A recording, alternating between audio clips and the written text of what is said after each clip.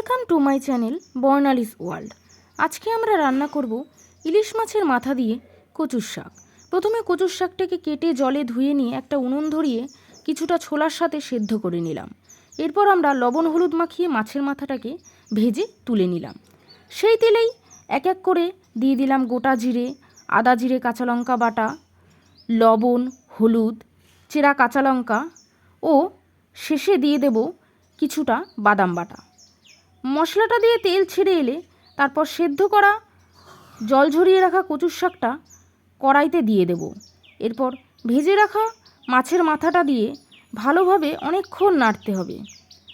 নাড়তে নাড়তে জল শুকিয়ে এলে একটা পাত্রে নামিয়ে নিলেই রেডি আমাদের ইলিশ মাছের মাথা দিয়ে কচুর শাক। ভিডিওটি ভালো লাগলে অবশ্যই লাইক, কমেন্ট, শেয়ার করবেন ও চ্যানেলটাকে সাবস্ক্রাইব করে দেবেন। ধন্যবাদ।